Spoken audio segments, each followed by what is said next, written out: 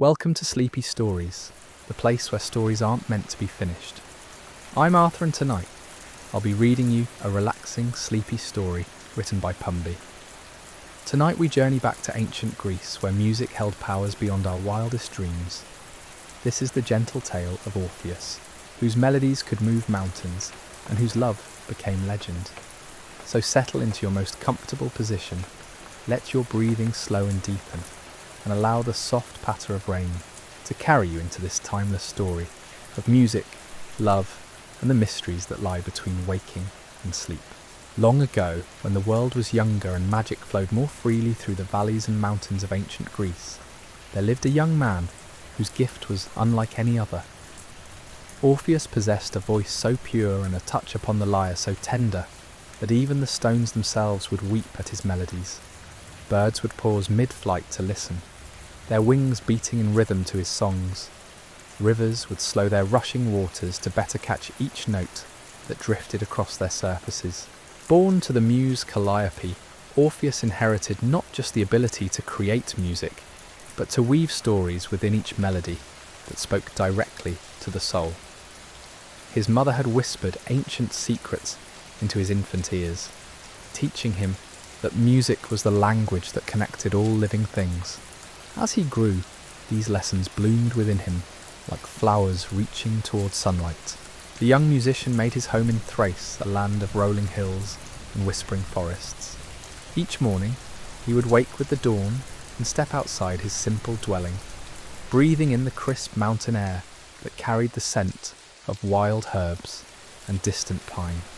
The dew would still cling to the grass beneath his feet as he settled beneath his favourite oak tree, its ancient branches spreading wide like protective arms above him. Here, in this sacred space between earth and sky, Orpheus would tune his golden lyre. The instrument had been a gift from Apollo himself, crafted from wood that had never known the bite of winter frost, and strung with threads spun from the first light of sunrise. When his fingers first touched those divine strings, the sound that emerged was like honey poured over silver, sweet and luminous. The animals of the forest were his first audience. Deer would emerge from the shadowy depths of the woods, their large eyes reflecting the morning light as they listened with perfect stillness. Rabbits would venture from their burrows, sitting upright with ears twitched forward, as if afraid to miss even a single note. Bears, normally solitary and fierce, would lumber from their caves and settle peacefully nearby, their massive forms swaying gently to the rhythm. Even the trees seemed to lean closer when Orpheus played. Their leaves would rustle in harmonies that complemented his melodies, creating a symphony that belonged neither entirely to nature nor entirely to art, but to something magical that existed in the space between the two. The very air would shimmer around him, as if his music were painting invisible colours across the morning sky. As word of his extraordinary gift spread, people began to travel from distant villages and cities to hear the young musician play. They would arrive weary from their journeys, carrying with them the burdens and sorrows that life had placed upon their shoulders. But when Orpheus began to sing, something miraculous would happen. The worry lines on their faces would smooth away, their rigid postures would soften, and for those precious moments, they would remember what it felt like to be truly at peace. His songs had the power to heal more than just troubled hearts. Farmers whose crops had withered would find new green shoots emerging after hearing his melodies drift across their fields. Couples who had forgotten how to speak kindly to one another would rediscover their love when his music reminded them of their first meeting. Children who had lost their laughter to grief would find themselves smiling again, their joy bubbling up like fresh spring water. But perhaps most remarkably, Orpheus possessed the rare ability to sing people into the most restful sleep. His evening concerts became legendary throughout the region. As twilight painted the sky in shades of lavender and gold, families would gather in the meadow near his oak tree, bringing blankets and cushions. The children would curl up against their parents, while the adults would let their shoulders drop and their breathing slow. When Orpheus played his gentle lullabies, the very stars seemed to lean down from the heavens to listen. His voice would weave through the cool night air like a silver thread, carrying away the tensions and worries of the day. One by one, his listeners would drift into dreams so peaceful that they would wake the next morning feeling as though they had been blessed by the gods themselves. The young musician's gift extended beyond mere entertainment or even healing. His music seemed to reveal truths that words alone could never express. When he sang of love, hearts that had grown cold would remember warmth. When he sang of courage, the timid would find strength they never knew they possessed. When he sang of hope, those lost in despair would see light breaking through their darkness. During the heat of summer afternoons, when the sun beat down mercilessly and the air shimmered with heat, Orpheus would play cooling melodies that seemed to summon gentle breezes from the mountains. His music would paint images of snow-capped peaks and crystal streams in the minds of his listeners, offering relief from the sweltering day. Even the flowers would seem to lift their drooping heads when his notes danced across the heated air. In the depths of winter, when the world lay buried beneath heavy snow and the nights stretched long and cold, his songs would kindle warmth in frozen hearts. He would sing of spring's eventual return, of life sleeping peacefully beneath the white blanket, waiting for its time to bloom again. His melodies would wrap around his listeners like the softest wool, protecting them from the bitter wind and filling them with the patience needed to wait for warmer days. The gift that flowed through Orpheus was not merely his own, but seemed to connect him to something far greater than himself. He understood that he was a conduit for the universal language of harmony that runs through all creation. When he played, he became a bridge between the earthly realm and the divine, allowing others to glimpse the perfect beauty that exists beyond the veil of ordinary experience. As seasons turned and years passed, the legend of the musician from Thrace continued to grow. Travellers would speak of him in distant lands, describing not just his incredible talent, but the profound peace that seemed to radiate from his very presence. They told of how simply being near him while he played could heal old wounds and mend broken spirits. The young man himself remained humble despite his growing fame. He understood that his gift was not something to be hoarded or used for personal gain, but rather a responsibility to bring comfort and joy to all who needed it. Each day, he would rise with gratitude for the music that flowed through him, knowing that he was merely its servant, not its master. And so Orpheus continued to play beneath his oak tree, his melodies drifting across the hills and valleys of Thrace, carrying with them the promise that no matter how dark the night might seem, there would always be songs to guide weary souls toward rest, toward peace, and toward dreams filled with the gentle magic that makes life beautiful. Beautiful. It was on one particularly serene morning, when the mist hung low over the valleys and the world seemed wrapped in a gossamer veil of tranquility, that Orpheus first glimpsed her.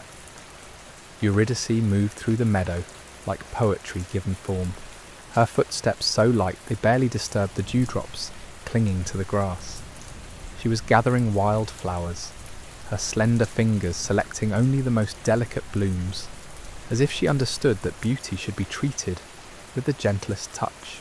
The young woman possessed a grace that seemed to flow from some inner wellspring of joy. Her laughter, when it bubbled forth, was like the sound of water dancing over smooth stones in a hidden brook.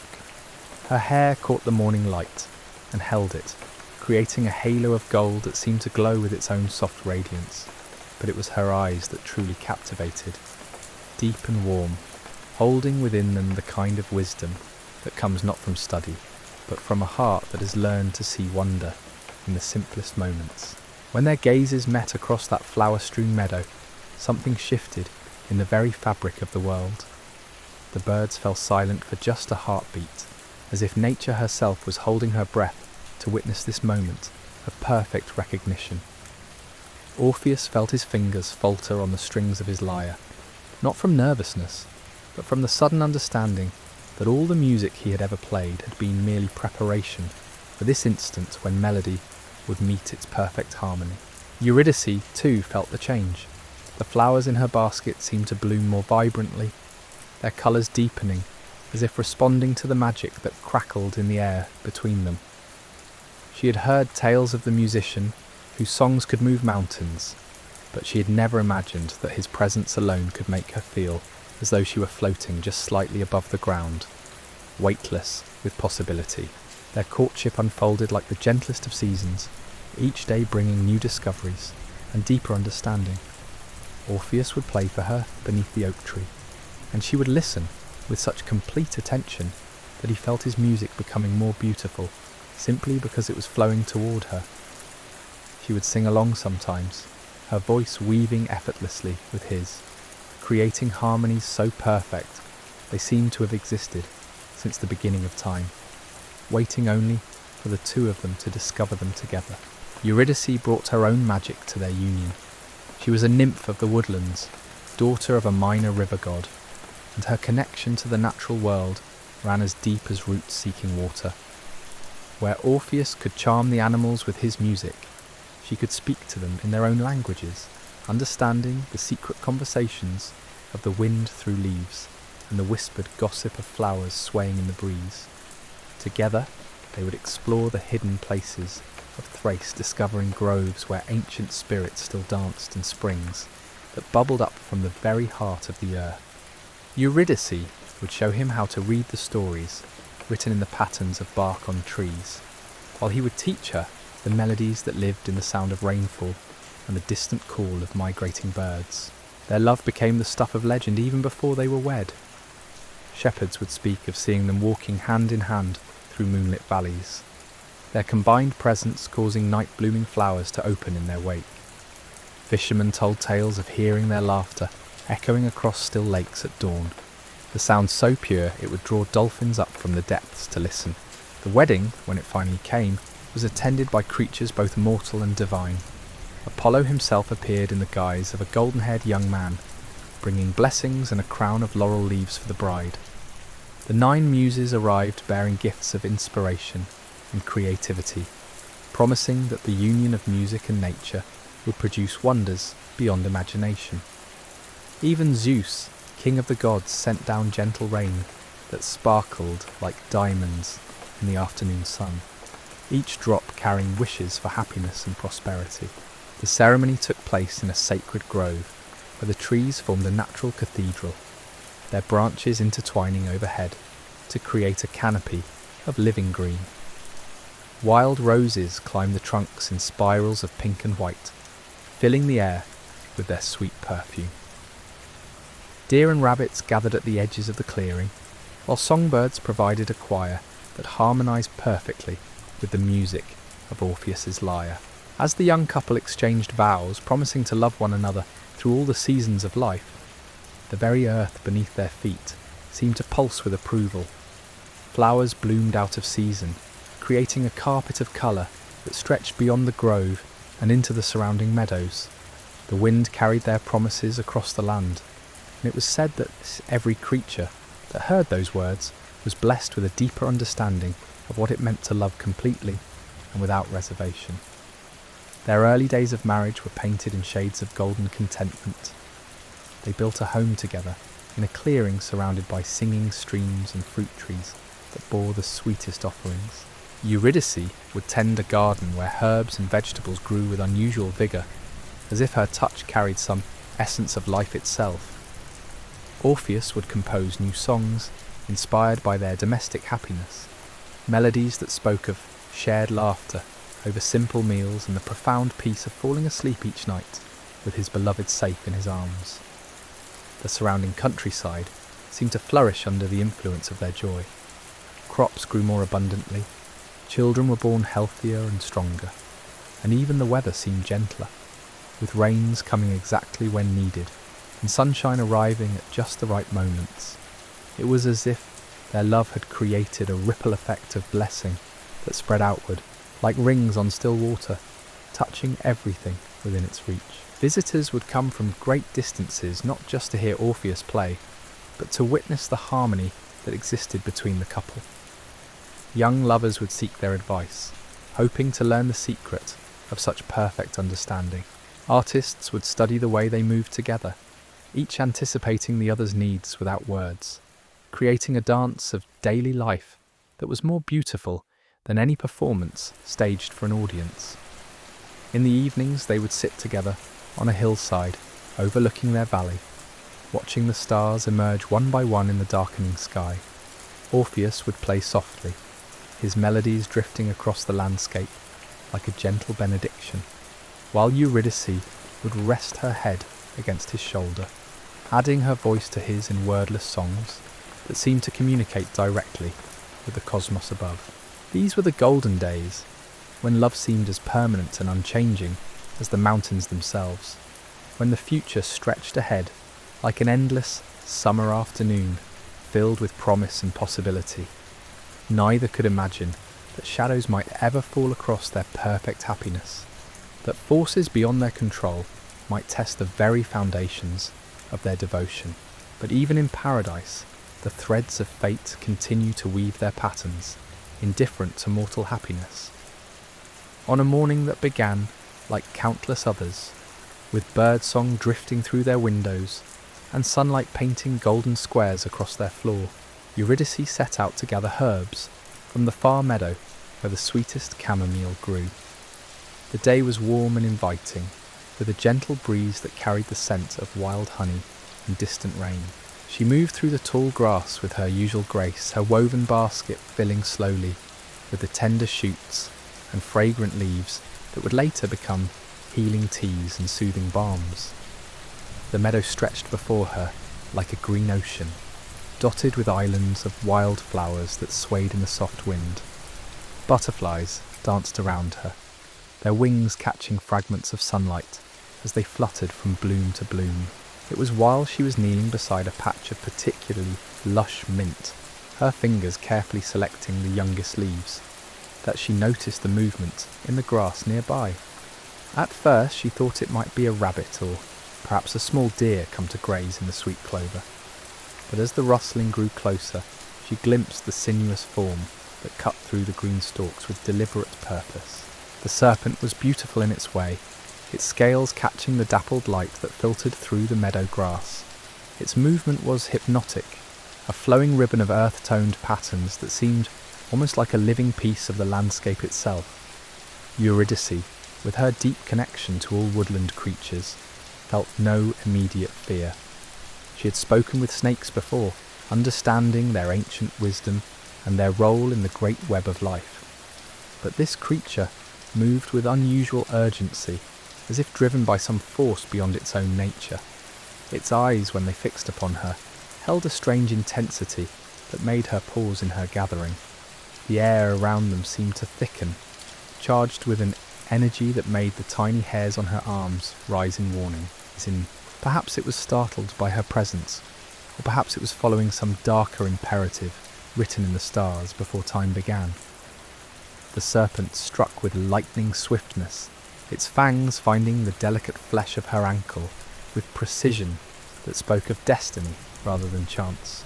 The pain was sharp and immediate, followed by a spreading numbness that began at the point of contact and radiated outward like ripples in still water. Eurydice sank to her knees among the herbs she had been gathering, her basket overturning and spilling its contents across the grass. The chamomile flowers scattered like tiny suns, their cheerful yellow faces now seeming to mock the sudden darkness that was creeping through her veins. She could feel her strength ebbing away with each heartbeat, her connection to the vibrant life force that had always sustained her growing weaker and more tenuous. The meadow around her began to blur and shift, colours bleeding together like watercolours in rain. The butterfly that had been dancing near her face moments before seemed to move in slow motion, its wings beating with dreamlike languor. The very air felt thick and honey-sweet, filled with whispers in languages she almost understood but could never quite grasp. In her fading consciousness, she called out for Orpheus, her voice barely more than a whisper carried on the wind. But the distance between them suddenly felt vast, an ocean of space that her weakening cry could never hope to cross. The last thing she saw before darkness claimed her was the serpent disappearing back into the grass, leaving no trace of its presence except for the 2 small marks on her ankle and the spreading coldness that was slowly stealing away everything she had ever been. Miles away, sitting beneath his beloved oak tree with his lyre resting across his knees, Orpheus felt something shift in the fabric of the world. The birds that had been singing in harmony with his gentle melody suddenly fell silent, their voices cut off as if by an invisible blade. The wind that had been rustling the leaves above him died away to nothing, leaving an unnatural stillness that made his skin prickle with unease. A chill ran through him that had nothing to do with the temperature of the air. His fingers, which had been dancing across the strings of his lyre with their usual grace, began to tremble. The music that flowed through him like a river suddenly felt blocked, as if some great stone had been dropped into its path. He set his instrument aside and rose to his feet, his heart beginning to race with a fear he could not yet name. The very trees seemed to lean away from him, their leaves rustling with what sounded almost like whispers of sorrow. The flowers in the nearby meadow, which had been standing tall and proud in the morning sun, began to droop as if touched by an invisible frost. Even the sun itself seemed to dim, its golden light taking on a wan, pale quality that spoke of endings and farewells. Orpheus began to run toward the distant meadow where he knew Eurydice had gone to gather herbs. His feet pounded against the earth, crushing flowers and sending small creatures scurrying away in alarm. The landscape blurred past him as he ran, his breath coming in sharp gasps that seemed too loud in the unnatural quiet that had settled over the world. When he found her, lying still among the scattered herbs with her eyes closed and her skin taking on a marble pallor, time seemed to stop entirely. The sight struck him with such force that he staggered, his knees nearly giving way beneath him. He dropped beside her still form, gathering her into his arms with desperate tenderness, as if his touch alone might call her spirit back from whatever distant shore it had begun to journey toward. But even as he held her, he could feel the terrible truth settling over him like a shroud. The vibrant warmth that had always radiated from her skin was fading away, replaced by a coolness that spoke of departure and separation. Her breath, which had always been as sweet as spring air, had grown shallow and irregular, each exhale seeming to carry a little more of her essence away from him. He pressed his ear to her chest, listening desperately for the steady rhythm of her heart that had always been his favourite accompaniment when they lay together in the quiet moments before sleep. But the sound was growing fainter, like music heard from an increasing distance, until it was little more than an echo of what had been. Orpheus lifted his voice in a song of such raw anguish that the very stones around him began to weep. His melody carried across the meadow and beyond, a cry of loss so pure and heartbreaking that every living thing within miles felt their own hearts contract in sympathy. Birds fell silent in their nests, deer froze mid-step in the forest, and even the wind paused to listen to this expression of grief so profound it seemed to tear holes in the fabric of reality itself. But no amount of music, no matter how beautiful or desperate, could halt the inexorable process that had begun. As the sun reached its zenith and began its slow descent toward evening, Eurydice drew her final breath, her spirit slipping away like smoke on a breeze, leaving behind only the shell of what had been the other half of his soul. The world seemed to die with her. Colours drained from the landscape, leaving everything painted in shades of grey and shadow. The flowers in the meadow withered and collapsed, their petals falling like tears onto the earth below. Trees that had stood strong for centuries began to shed their leaves, creating a carpet of brown and gold that spoke of premature winter settling over the land. Orpheus sat holding her lifeless form as the hours passed, his own tears falling onto her still face like rain on marble. His voice, which had once brought joy to all who heard it, now carried only lamentation. The melodies that emerged from his throat were so filled with sorrow that they seemed to open doorways to realms where grief lived as a tangible presence, stalking through shadows with eyes like dying stars. Animals that had once sought him out for the comfort his music provided now fled from the sound of his morning songs. The very air around him seemed to thicken with sadness, becoming difficult to breathe, heavy with the weight of loss, too great for any mortal heart to bear. Even the gods, dwelling in their palaces of cloud and starlight, paused in their eternal revelries to listen to this expression of human anguish that rivaled anything in their own immortal experience. As night fell, and the first stars appeared in the darkening sky, Orpheus finally understood the full magnitude of what had been taken from him. Not just his beloved wife, not just his companion and muse, but the very meaning that had given shape to his existence. Without Eurydice, his music felt hollow, his gift meaningless. The songs that had once celebrated the beauty of life now served only to measure the depth of what was lost. But even in the depths of his despair, a thought began to form in his mind, like a seed taking root in barren soil. The myths and legends his mother had whispered to him as a child spoke of a realm beyond the world of the living, a place where souls journeyed after their earthly forms could no longer contain them. If such a place truly existed, if the stories were more than mere tales told to comfort the grieving, then perhaps there was still hope. The underworld, that shadowy kingdom ruled by Hades and his queen Persephone, was said to be impenetrable to mortal visitors. No living soul had ever descended to those depths and returned to tell the tale. But Orpheus was no ordinary mortal. His music had already proven capable of impossible things, of moving mountains and calming savage beasts, of healing wounds that medicine could not touch. As he sat cradling Eurydice's still form beneath the cold stars, Orpheus made a decision that would echo through the ages. He would descend to the realm of the dead, armed with nothing but his lyre and the songs that poured from his broken heart.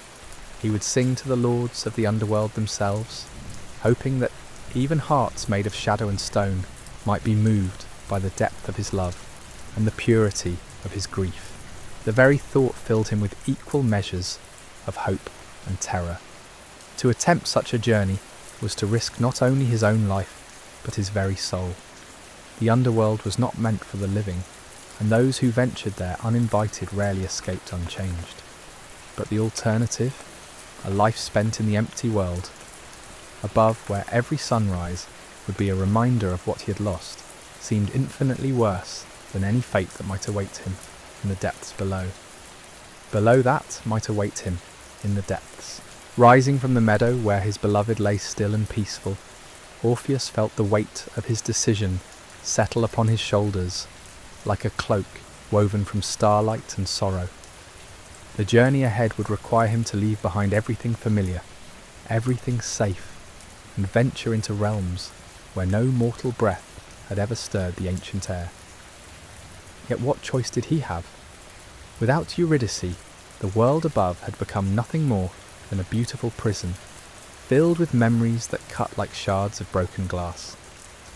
He gathered her lifeless form in his arms one final time, carrying her to a grove of cypress trees that had always been their favourite place to watch the sunset. There, beneath branches that seemed to bow their heads in mourning, he prepared her for the journey her spirit had already begun. With trembling hands he wove flowers through her golden hair and dressed her in robes of white linen that seemed to glow softly in the moonlight, filtering through the leaves above. As he worked, he sang to her in whispered melodies, telling her of his plan, promising that their separation would not be permanent. His voice, though heavy with grief, carried within it the first notes of determination that had stirred in his heart since the moment he found her.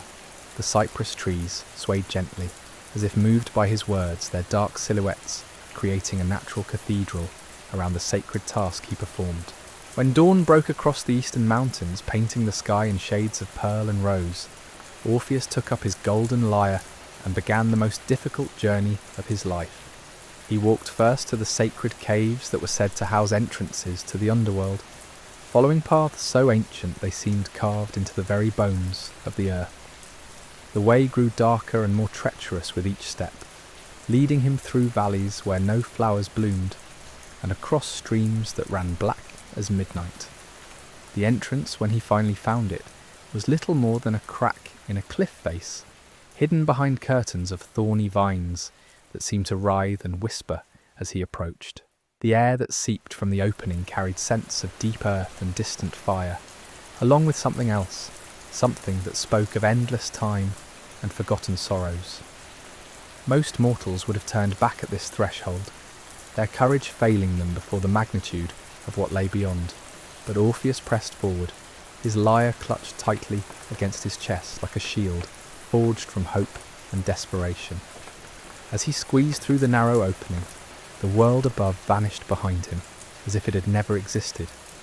The passage sloped downward at a sharp angle, forcing him to feel his way through darkness, so complete it seemed to have weight and substance of its own. The descent felt endless, marked only by the gradual warming of the air around him, and the growing sense that he was moving through spaces vast beyond imagination. Strange sounds echoed from unseen distances, whispers and sighs that might have been wind through caverns or the voices of countless souls who had made this same journey before him. His footsteps, which should have echoed loudly in such emptiness, were swallowed by the darkness, as if the shadows themselves were hungry for any sign of life. And so our gentle tale of Orpheus draws to its peaceful close, leaving us with melodies that linger in the spaces between sleeping and waking. His music reminds us that love transcends all boundaries, that beauty can emerge from the deepest sorrow, and that some songs are meant to be felt rather than finished. As the rain continues its soft percussion against your window, let these ancient harmonies carry you into dreams where music heals all wounds and every ending becomes a new beginning.